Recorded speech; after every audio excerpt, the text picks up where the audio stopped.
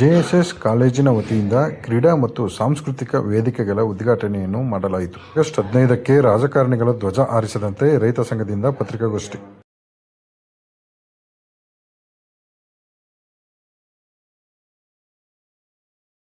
ಹೇಳಬೇಕು, ನಾವು ಇವತ್ತು ಸಂಸ್ಕಾರ, ಸಂಸ್ಕೃತಿ, ನೀತಿ ಬಹಳ ಮುಖ್ಯ ಎಲ್ಲ ಕ್ಷೇತ್ರಗಳಲ್ಲೂ. ಅದನ್ನು ವ್ಯಕ್ತಿತ್ವ ಅನ್ನೋ ಒಂದು ಮಾತನ್ನು ಹೇಳೋದು ಬೇಕದು. ವಿದ್ಯಾರ್ಥಿಗಳಲ್ಲಿ ಈ ಒಂದು ನೋಡುವ ಅಭ್ಯಾಸ ಬಹಳ ಕಡಿಮೆ ಆಗ್ತದೆ. ನೀವು ಮೊಬೈಲ್ ಬಳಕೆ ಎಲ್ಲವನ್ನ ಕಳ್ಕೊಳ್ತೀವಿ, ಎಲ್ಲವನ್ನ ತ್ಯಜಿಸ್ತೀವಿ. ವಿವೇಕಾನಂದರವರ ವಾಣಿಯಲ್ಲಿ ಹೇಳೋದಂದ್ರೆ, ಎಲ್ಲವನ್ನ ಕಳ್ಕೊಂಡು ಮೊಬೈಲ್ ಅನ್ನು ಉಳಿಸ್ಕೊತೀವಿ. ನನ್ನ ಜೀವನದಲ್ಲಿ ನಾನು ಎಲ್ಲವನ್ನ ತ್ಯಾಗ ಮಾಡ್ಬಿಡ್ತೀನಿ, ಆದ್ರೆ ನನಗೆ ಒಂದೊಂದು ಮಾತ್ರ ಬೇಕು. ಯಾವ್ದು ಬೇಕು ಅಂದ್ರೆ ಮೊಬೈಲ್ ಬೇಕು. ಅಂದ್ರೆ ಆ ಮಟ್ಟದಲ್ಲಿ ನಾವು ಇವತ್ತು ಆ ಒಂದು ಡಿವೈಸ್ ಅಂದ್ರೆ ಅಡಾಪ್ಟ್ ಆಗ್ತಿದ್ದೀವಿ, ಅದು ಡಿಪೆಂಡ್ ಆಗ್ತಿದ್ದೀವಿ. ಸೊ ಅದು ನಾನು ತಪ್ಪೊಂದು ನಾನು ಹೇಳ್ತಾ ಇಲ್ಲ, ಆದ್ರೆ ಅದನ್ನು ಬಳಸ್ಕೊಳ್ಳೋ ಪ್ರಮಾಣ ಹೇಗೆ ಎಂತ ಅನ್ನೋದ್ರ ಬಗ್ಗೆ ಒಂದಷ್ಟು ಚಿಂತನೆಗಳಿದ್ರೆ ಸಾಕು. ಅದು ನಿಮಗೆ ಅನುಕೂಲವನ್ನು ಮಾಡಿಕೊಡುತ್ತೆ. ಯಾವ್ದು ಬೇಕು ಯಾವ್ದು ಬೇಡ ಅದನ್ನೇ ಡಿಸೈಡ್ ಮಾಡ್ತಕ್ಕಂಥವ್ರೆ ನೀವು. ಸೊ ಆ ನಿಟ್ಟಿನಲ್ಲಿ ಮನುಷ್ಯನಿಗೆ ಏನ್ ಬೇಕು ಅಂದ್ರೆ, ಇವತ್ತು ನೀವೆಲ್ಲ ಯಾಕೆ ವೃತ್ತಪತ್ರಿಕೆಗಳನ್ನ ನಾನು ಹೇಳಿದೆ ಅಂತಂದ್ರೆ, ವಿಶ್ವದಲ್ಲಿ ಅನೇಕ ಘಟನೆಗಳು ನಡೀತಾ ಇದೆ, ನಮ್ಮ ದೇಶದಲ್ಲೂ ನಡೆದಿದೆ.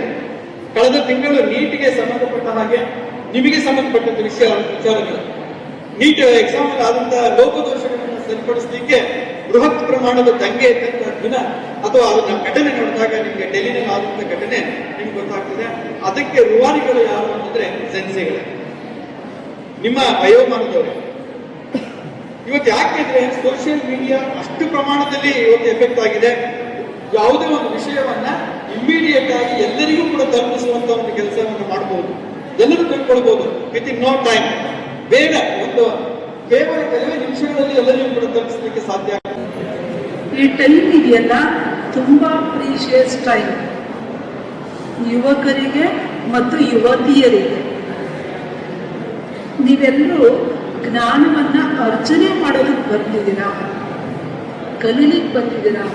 ಅಧ್ಯಯನ, ಅಧ್ಯಾಪನ ಕಲಿಯೋಕೆ ಬಂದಿದ್ದೀರಾ, ಕಲಿಸೋಕಿದ್ದಾರೆ.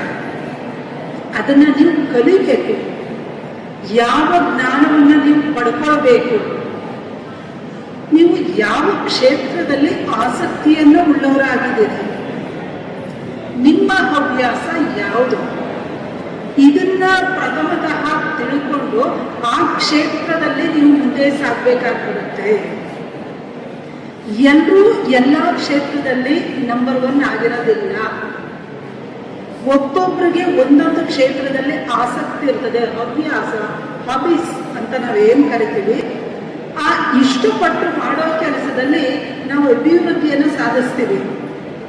ಕೆಲವೊಬ್ರು ಓದೋದ್ರಲ್ಲಿರ್ಬೋದು, ಕೆಲವೊಬ್ರು ಮಾತಾಡೋದ್ರಲ್ಲಿರ್ಬೋದು, ಕೆಲವೊಬ್ರು ಭಾಷಣ ಮಾಡೋದ್ರಲ್ಲಿರ್ಬೋದು, ಕೆಲವೊಬ್ರು ಹಾಡೋದ್ರಲ್ಲಿರ್ಬೋದು, ಕೆಲವೊಬ್ರು ಬರೆಯೋದ್ರಲ್ಲಿರ್ಬೋದು, ಕೆಲವರು ಓಡೋದ್ರಲ್ಲಿರ್ಬೋದು. ಆಯಾ ಕ್ಷೇತ್ರಗಳಲ್ಲಿ ನೀವು ಸ್ಕಿಲ್, ಕುಶಲತೆ, ಇಲ್ಲಿ ಕರಕುಶಲತೆ ಮತ್ತು ಬುದ್ಧಿ ಕುಶಲತೆ ಎರಡೂ ಬೇಕು. ಇವತ್ತು ರನ್ನಿಂಗಲ್ಲಿರೋದೇ ನಾವು ಯಾವ ಕ್ಷೇತ್ರದಲ್ಲಿದ್ದೀವಿ ಅಲ್ಲಿ ಸ್ಕಿಲ್ಲನ್ನು ಹೊಂದಿರಬೇಕು. 60, 70 ಇಲ್ಲ ನಡೆಯಲ್ಲ. ಇವತ್ತು 90, 95 ಏನೋ ಪರವಾಗಿಲ್ಲ. 98 ಮೊನ್ನೆ DC ಮೇಡಮ್ ಹೇಳ್ತಾ ಇದ್ರು, ಎಷ್ಟಿದ್ದಾರೆ ನಮ್ಮ ಮಕ್ಕಳು ಪರ್ಸೆಂಟೇಜು ಎಲ್ಲ 95, 96 ಇದ್ದಾರೆ ಮೇಡಮ್. ಹೋಗ್ತಾ ಹೇಳ್ಬಿಟ್ಟವ್ರು, 100 ತೆಗ್ಸಿ, 100ಕ್ಕೆ 100 ತೆಗ್ಸಿ ಅಂದರೆ ಏನು, ಎಷ್ಟು ನಾವು ಇನ್ವಾಲ್ವ್ಮೆಂಟ್ ಬೇಕಾಗ್ತದೆ. ಅಷ್ಟೆಲ್ಲ ಅವರು ಕಡಿಮೆ ಅವಧಿಯಲ್ಲಿ ಒಂದು ಉನ್ನತ ಹುದ್ದೆಯನ್ನು ಅಲಂಕರಿಸಲಿಕ್ಕೆ ಬಹುಶಃ ಈ ಆಟಿಟ್ಯೂಡ್ಗಳು ಮುಖ್ಯ ಆಗ್ತವೆ. ಇನ್ನೂ ಮುಖ್ಯವಾಗಿ ಕೊರತೆ ನಮ್ಮಲ್ಲಿ ಕಾಣಿಸ್ತಾ ಇದೆ. ಏನ್ ಕೊರತೆ? ಬಹಳ ಮುಖ್ಯವಾಗಿ ನಮ್ಮ ವಿದ್ಯಾರ್ಥಿಗಳು ಯಾವ ದಿಕ್ಕಿನಲ್ಲಿ ಹೋಗ್ತಾ ಇದ್ದೀವಿ, ನಮ್ಮ ಯುವ ಪೀಳಿಗೆ ಹೇಗೆ ಹೋಗ್ತಾ ಇದೆ ಅನ್ನೋದೆಲ್ಲವನ್ನ ನಾವು ನೋಡಿದಾಗ ನಿಜವಾಗ್ಲೂ ಕೂಡ ಅಲ್ಲಿ ನಮಗೆ ಎದ್ದು ಕಾಣುವಂತ ಕೊರತೆ ಇದೆ ಆತ್ಮವಿಶ್ವಾಸ. ಇದು ಬಹಳ ಮುಖ್ಯ. ಈ ಆತ್ಮವಿಶ್ವಾಸದ ಬಗ್ಗೆ ನಮಗೆ ನಿಜವಾಗ್ಲೂ ಅದು ಎಷ್ಟು ಮಟ್ಟಿಗೆ ನಮ್ಮನ್ನ ಕಾಡ್ತಾ ಇದೆ, ಎಲ್ಲಿ ನಾವು ಅದನ್ನ ಯಾವ ಹಂತದಲ್ಲಿ ಅಥವಾ ಯಾವಾಗ ಅದರಿಂದ ನಾವು ವಿಮುಖರಾಗ್ತಾ ಇದ್ದೀವಿ, ಅದರಿಂದ ವೈಫಲ್ಯವನ್ನ ಹೊಂದುತ್ತಾ ಇದ್ದೇವೆ ಅನ್ನೋದು ಅನ್ನುವಂಥದ್ದೆಲ್ಲ ನಾವು ನೋಡ್ತಾ ಹೋದಾಗ ನೀವೆಲ್ಲರಿಗೂ ಕೂಡ ಗೊತ್ತು ಯೂಟ್ಯೂಬ್ ಚಾನೆಲ್ಗಳಲ್ಲಿ ಅಥವಾ ಬೇರೆ ಬೇರೆ ಆದಂತಹ ಮಾಧ್ಯಮಗಳಲ್ಲಿ ಒಬ್ಬ ಹೆಸರಾಂತ ಸಾಹಿತಿ ಮತ್ತೆ ವಿದ್ವಾಂಸರನ್ನು ನೋಡ್ತಾ ಇದ್ರೆ ಗುರುರಾಜ್ ಕರ್ಜಗಿ ಕೇಳಿರ್ಬೋದು. ಸೊ ನಿಜವಾಗ್ಲೂ ಕೇಳಬೇಕಿದ್ದಾಗ ಒಂದು ವಾಣಿಗಳನ್ನು ಕೇಳಬೇಕು. ಗುರುರಾಜ್ ಕರ್ಜಗಿ ಅವರು ಈ ವಿಚಾರದ ಬಗ್ಗೆ ಎಷ್ಟೆಲ್ಲ ಮಾತನಾಡ್ತಿರ್ತಾರೆ, ಅವರ ಉಪನ್ಯಾಸಗಳನ್ನು ಕೇಳಬೇಕು. ನಿಜವಾಗ್ಲೂ ಕೂಡ ನಮಗೆ ಎಲ್ಲೋ ಒಂದು ಕಡೆ ನಾವು ನಮ್ಮ ಜೀವನದಲ್ಲಿ ಏನು ಮಾಡ್ಕೋತಾ ಇದ್ದೀವಿ, ನಾವು ಹೇಗಿದ್ದೀವಿ ಅನ್ನೋದನ್ನ ನಾವೇ ಅಂತರಾಳವನ್ನು ಮಾಡ್ಕೊಳ್ಳಿಕ್ಕೆ ಎಷ್ಟೋ ಸಂದರ್ಭದಲ್ಲಿ ನಮಗೆ ಸಾಕ್ಷಿ ಆಗ್ತದೆ. ಆ ಸಂದರ್ಭದಲ್ಲಿ ಈ ಆತ್ಮವಿಶ್ವಾಸದ ಬಗ್ಗೆ ಅವರು ಹಲವಾರು ಉಪನ್ಯಾಸಗಳನ್ನು ಕೊಡ್ತಾ ಬರ್ತಾರೆ. ಅದರಲ್ಲಿ ಒಂದು ಪ್ರಸಂಗ ನನಗೆ ನೆನಪಾಗ್ತದೆ. ಏನಪ್ಪ ಪ್ರಸಂಗ ಅಂತ ಹೇಳಿದ್ರೆ, ಒಬ್ಬ ತಂದೆ ಮತ್ತೆ ಮಗ, ಸಣ್ಣ ಚಿಕ್ಕ ಮಗ, ಅವರ ತಂದೆ ಒಂದು ಬಾರಿ ಒಂದು ಸರ್ಕಸ್, ಊರಿಗೆ ಸರ್ಕಸ್ ಬಂದಿರ್ತದೆ. ಸರ್ಕಸ್ ನೋಡುವ ಅಂತ ಹೇಳಿ ಅವರಿಗೆ ಆಸೆಯಾಗಿ ಅವ್ರ ಮಗನನ್ನು ಕರ್ಕೊಂಡು ಸರ್ಕಸ್ಗೆ ಹೋಗ್ತಾರೆ. ಆ ಸರ್ಕಸ್ ಅಲ್ಲಿ ಹೋದಾಗ ನಿಮ್ಗೆ ಗೊತ್ತಿದೆ, ಸರ್ಕಸ್ ಅಲ್ಲಿ ಹಲವಾರು ಪ್ರಾಣಿಗಳಿದೆ, ಹಾನಿಯಿಂದ ಮದುವೆಗಳು ಹಲವಾರು ಆಟಗಳನ್ನು ಆಡ್ತಾರೆ. ಅದೆಲ್ಲವನ್ನ ಕಣ್ತುಂಬಿಸಿಕೊಳ್ಳುವಂತ ಒಂದು ಸುಂದರವಾದಂತ ಒಂದು ವೇದಿಕೆ ಅದು. ಅಲ್ಲಿಗೆ ಮಗನನ್ನ ಕರ್ಕೊಂಡು ಹೋಗ್ತಾರೆ. ಎಲ್ಲವನ್ನು ಬಹಳ ಆಶ್ಚರ್ಯಚಕಿತವಾಗಿ ಮಗ ಕೇಳ್ತಾನೆ, ಅಪ್ಪ ಇದೇನು ಅದೇನು ಇದೇನು ಇದೆಲ್ಲ ಕೇಳಿದಾಗ ಅದು ಒಂದು ಸಣ್ಣ ಒಂದು ಸನ್ನಿವೇಶ ಅವನಿಗೆ ಮಗನಿಗೆ ಎದುರಾಗಿ. ನಮ್ಮ ಗುಂಡ್ಲುಪೇಟೆ ತಾಲೂಕಿನ ರೈತರೇ ಅಲ್ಲ, ಅವ್ರ ಸಮಸ್ಯೆಗಳೇ ಗೊತ್ತಿಲ್ಲ. ರೈತರ ಬಗ್ಗೆ ಅವಹೇಳನಕಾರಿಯಾಗಿ ಮಾತಾಡಿದ್ದಾರೆ. ಕಾಮಾಲೆ ರೋಗದವರಿಗೆ ಕಾಣಿದೆಲ್ಲ ಹಳದೆಯಂತೆ. ನಾವು ಬಿಜೆಪಿಗರ ಬಾವುಟ ಹಾಕೊಂಡಿದ್ದವ, ನಾವು ಯಾವುದೇ ಪಕ್ಷದವರಲ್ಲ. ನಾವು ನಮ್ಮ ಅಪ್ಪನ ಮಕ್ಕಳು, ನಮ್ಮ ರೈತರು. ದೇಶಕ್ಕೆ ಅನ್ನ ಹಾಕೋದು ಬೆಳೆದು ಗೊತ್ತಿರೋದು ನಮ್ಗೆ ಇನ್ನೊಂದು ಗೊತ್ತಿಲ್ಲ. ಆದ್ರೆ ಇವರು ಹೆಸರಿಗೆ ತಕ್ಕಂತೆ ನಾವು ಯಾವುದೇ ಸಮಸ್ಯೆ ತಗೊಂಡು ಹೋದಾಗ ನಾನು ಉದ್ಯಮಿ ಯಾಕಂದ್ರೆ ಕಾಮಲಿರೋದ್ರ ಕಾಣಲಾಗಿ ಎಲ್ಲರೂ ಉದ್ಯಮಿಗಳನ್ನ ಕಾಣ್ತಾ ಇದ್ದಾವ, ನಕ್ಸಲರನ್ನು ಕಾಣ್ತಾ ಇದ್ದಾವ, ಉಗ್ರಗಾಮಿಗಳನ್ನ ಕಾಣ್ತಾ ಇದ್ದಾವ. ನಿಜವಾಗ್ಲೂ ಇವರು ರೈತರು ಕೊಟ್ಟ ಅನ್ನ ತಿಂತಾ ಇದ್ರೆ, ನಮ್ಮ ತಾಲೂಕಿನ ಶಾಸಕರಾಗಿದ್ರೆ ಬಿಜೆಪಿಗರು ಅಂತ ಮಾತಾಡ್ತಾ ಇದ್ರ. ಇವ್ರ ಕಣ್ಣಿಗೆ ನಾವು ಯಾಕೆ ಕಾಣಿಸ್ತಾ ಇದ್ದೀವಿ? ನಮ್ಮ ಗುಂಡ್ಲುಪೇಟೆ ತಾಲೂಕು ಸಮಸ್ಯೆ ಗೊತ್ತಿಲ್ವಾ? ಮಾನ್ಯ ಸಿದ್ದರಾಮಯ್ಯನವರು ಬಂದಾಗ ಮೂಲಗಳಲ್ಲಿ ಸೀತ ಕೊಟ್ಟಾಗ ಸಿದ್ದರಾಮಯ್ಯನವರು ಕಸರಪುಟ್ಟಿಗೆ ಹಾಕಿ ಹೋದ್ರು ಪತ್ರನ. ಇವತ್ತು ಮಾನವ ಪ್ರಾಣಿ ಸಂಘರ್ಷ ಆಗ್ತಾ ಇದೆ, ಆಗಿರ್ತಕ್ಕಂಥ ಬೆಳೆಗಳು ಸಿಗ್ತಾ ಇಲ್ಲ, ರೈಟ್ ಇಲ್ಲ. ಇದನ್ನೆಲ್ಲ ಕೇಳಕ್ ಹೋದ್ರೆ ಸೆಂಟ್ರಲ್ ಗೌರ್ಮೆಂಟ್ ಇದ್ರೆ ಸಫಲ ನಿಲ್ಲಿಸಕ್ಕಾಗಲ್ಲ ಅಂತ ಹೇಳ್ತಾ ಇದ್ದಾರೆ. ಮತ್ತೆ ನಮ್ಮ ಬರಪೀಡಿತ ನಮ್ಮ ಇವತ್ತು ಯಾವುದೇ ಮಳೆ ಆಗಿಲ್ಲ, ನಮ್ಮ ಬರಪೀಡಿತ ಘೋಷಣೆ ಮಾಡಿಲ್ಲ. ಕಾಡು ಪ್ರಾಣಿಗಳು ನೀರಿಲ್ಲದೆ ಜಮೀನಿಗೆ ಬಂದು ನಮ್ಮ ಜಮೀನಿಗೆ ಆಗಿರ್ತಕ್ಕಂಥ ಪೈಪ್ ಲೈನ್ ಅನ್ನ ಕಿತ್ತಾಕ್ತಾ ಇದ್ದಾರೆ. ಏನು ಸ್ವಾಮಿ ನೀರಿಲ್ಲ, ಅಷ್ಟೇ ನೀರು ಒಂದು ಬಿಡಕ್ ಹೋಗ ಪೈಪ್ ಲೈನ್ ಕಿತ್ತು ಗೇಟ್ನೇ ಮುಟ್ಟಾವೆ. ಇರಷ್ಟು ನೀರು ನಾವು ಕಟ್ಟಕ ಆಗ್ತಾ ಇಲ್ಲ. ಅಂತ ಒಂದು ಪರಿಸ್ಥಿತಿನಲ್ಲಿ ಇವರು ನಮ್ಮ ತಾಲೂಕಿಗೆ ನೀರು ತುಂಬಿಸೋದು ಇಲ್ಲ, ಏನೋ ಸವಲತ್ತು ಕೊಡ್ತಾ ಇಲ್ಲ. ನಿಜವಾಗ್ಲೂ ಮಾನ್ಯ ಶಾಸಕರಾಗಿದ್ರೆ ನಮ್ಮ ರೈತರ ಬಗ್ಗೆ ಇವರು ಇಷ್ಟು ಕೇವಲವಾಗಿ ಮಾತಾಡ್ತಾ ಇದ್ರ. ನಾವು ಇವರು ಗಂಜಿ ಅಂತ ಇವರು ಆದ್ರಿಂದ ಇವರು ಸ್ವಾತಂತ್ರ್ಯ ಆಗಸ್ಟ್ 15 ಸ್ವಾತಂತ್ರ್ಯ ದಿನಾಚರಣೆ ದಿನ ಇವರು ಯಾವುದೇ ರಾಷ್ಟ್ರಧ್ವಜನವರು ಆಶೀರ್ವಾದ ಅಂತ ಇವ್ರಿಗೆ ನಮ್ಮ ಧಿಕ್ಕಾರ. ಕಾರಣ ಯಾಕಂತಂದ್ರೆ ನಮಗಂದ್ರೆ ರೈತನೇ ಅಲ್ಲ ಅಂತ ಹೇಳಿದ್ರೆ ಇವ್ರು ಕಣ್ಣಿಗೆ ನಾವು ಯಾಕೆ ಕಾಣಿಸ್ತಾ ಇದೀವಿ? ಇವರು ಬಾರಿ ಕಾಂಗ್ರೆಸ್ಸಿಗರು ಮಾತ್ರ ಇವರು MLA ಆಗಿದ್ದಾರೆ. ಆದ್ರೆ ಇವರು ಪವಾಡ ಪುರುಷರ, ಇವರು ದೈವತ ಸಂಪುಟರಾಗಿ ಕೈಲಾಸದಿಂದ ಇಟ್ಟಿದ್ರೆ ಅವರು ಯಾವ ವ್ಯಕ್ತಿ ಏನು ಅಂತ ಇವರು ನೋಡಿದ್ರೆ ಅವರು ಇವರು ಒಬ್ಬ ರೈತರ ಮಗನಾಗಿದ್ರೆ ಈ ನಾರಾಯಕ್ ಮಾತಾಡ್ತಾ ಇದ್ರು. ರೈತ ಕೊಟ್ಟ ಅನ್ನ ತಿಂತಾ ಇದ್ರೆ ಮಾತಾಡ್ತಿದ್ರ. ಇವರ ತಂದೆನೂ ಶಾಸಕರಾಗಿದ್ದಾಗ ಏನಾಯ್ತು, ರೈತರಿಂದ ಏನಾಯ್ತು ಅಂತ ಅವ್ರಿಗೂ ಗೊತ್ತು. ಇವ್ರಿಗೆ ರೈತರ ಮೇಲೆ ಏನಾದ್ರು ರೈತರ ಮೇಲೆ ಏನಾದ್ರು ಅಭಿಮಾನ ಇದೆ ಇವ್ರಿಗೆ. ಅನ್ನದಾತರ ಬಗ್ಗೆ ಮಾತಾಡ್ಬೇಕಾದ್ರೆ ಎಷ್ಟು ದಿಮಾಕು ಕೊಬ್ಬಿರ್ಬೇಕು ಇವ್ರಿಗೆ. ಏನ್ ತಿಂತಾ ಇದ್ದಾರೆ ಅವರು? ಇವರು ದಿಮಾಕು ಕೊಬ್ಬಿನ ಮಾತು ಇವರ ಮನೇಲಿ ಇಟ್ಕೋಬೇಕು. ಯಾವುದೇ ರೈತ ಆಗಿರ್ಬೋದು, ಗುಂಡ್ಲುಪೇಟೆ ತಾಲೂಕಿನ ರೈತ ಅಂತ ಮಾತಾಡ್ಬೇಕಾದ್ರೆ ಅಂತರ್ಜಲ ಕುಡಿದು ಬರುತ್ತಾ ಇರ್ತಕ್ಕಂಥ ಜನ ನಾವು. ನೀವು ಮಾಡಿರ್ತಕ್ಕಂಥ ಏಕೆ ಸಫಾರಿ ಮತ್ತು ಗಣಿಗಾರಿಕೆಯಿಂದ ದೇಶಕ್ಕೆ ಅನ್ನ ಕೊಡ್ತೀರಾ ನೀವು? ಏನು ಅಷ್ಟು ಇಷ್ಟ ಬೆಳೆದು ಜೀವನ ಮಾಡ್ತಾ ಇದೀವಿ. ಕೇವಲ ಮಾತಾಡ್ತೀವಿ ಉದ್ಯಮಿ ಅಂತ. ಏನ್ ಗಣಿಗಾರಿಕೆ ಕೊಟ್ಟ ಮೇಲೆ ಗಣಿ ಉದ್ಯಮಿಗಳೇನ್ರಿ ನಾವು? ನಮ್ಮ ಜಮೀನಲ್ಲಿ ಅಷ್ಟು ಇಷ್ಟು ಬೆಳೆದ ಮರ್ಯಾದೆಯಿಂದ ಅನ್ನ ತಿಂತಾ ಇದ್ದೀವಿ ನಾವು. ಏಜೆಂಟ್ಗಳನ್ನು ಕಾಣ್ತಾ ಇದ್ದೀವಿ ನೀವು. ನಿಮ್ಗೆ ಮಾನ ಮರ್ಯಾದೆ, ರೈತರ ಬಗ್ಗೆ ಗೌರವ ಇದೆ. ನಮ್ಮ ರೈತರು ಮಾತಾಡ್ತಾ ಇದ್ದಾರೆ ನೀವು ರೈತರ ಬಗ್ಗೆ ಕ್ಷಮೆ ಕೇಳಬೇಕು, ಇಲ್ಲ ರೂಪಿಸ್ಬೇಕು. ನಾವು ಉದ್ಯಮಿಗಳ ಏನು ಅಂತ ಇಷ್ಟ ಮಾತನ್ನು ಹೇಳ್ತಾ ಇದ್ದೀನಿ. ಕೂಡಲೇ ಅವರು ಕ್ಷಮೆ ಕೇಳಬೇಕು. ಯಾವುದೇ ಕಾರಣಕ್ಕೂ ಆಗಸ್ಟ್ 15 ನಾವು ಧ್ವಜ ಹಾರಿಸಕ್ಕೆ ಬಿಡುದಿಲ್ಲ. ಇವರಿಗೆ ನಮ್ಮ ಧಿಕ್ಕಾರ ಕೂಗ್ತೀವಿ. ಕಾರಣ ಏನು ಅಂದ್ರೆ ನಾವು ಉಗ್ರಗಾಮಿಗಳ ನಕ್ಸಲರ ಅದನ್ನ MLA ತೋರಿಸ್ಬೇಕು ನಮ್ಗೆ. ಆದರೆ ನಾವು ಕೇಳದೆ ತಪ್ಪ. ನಾನು ಒಬ್ಬ ಮನೆ ಯಜಮಾನ ಆದ್ಮೇಲೆ ನನ್ನ ಮನೆ ಕರ್ತ ಮನೇಲಿ ಹೇಗೆ ನೋಡ್ಕೊಂಡು ಬರಬೇಕಾದ್ರೆ ದನ ಕರುಗ ಹುಲ್ಲಾಕಿ ಈ ಪ್ರಾಣಿಗಳಿಂದ ತಿನ್ನಲಿ ಜನನ ಮನೇಲಿ ಕಟ್ಟಕ್ಕೆ ನಾವು ಬಂದಿದ್ವಿ. ಈ ತಾಲೂಕಿನ ಶಾಸಕರಾದ್ಮೇಲೆ ರೈತರ ಸಮಸ್ಯೆ ಏನಿದೆ, ಇವತ್ತು ಕರು ಕುದ್ದಿದ್ರೆ ಆ ಹಸು ಸ್ವರ ಕೊಡೋದು.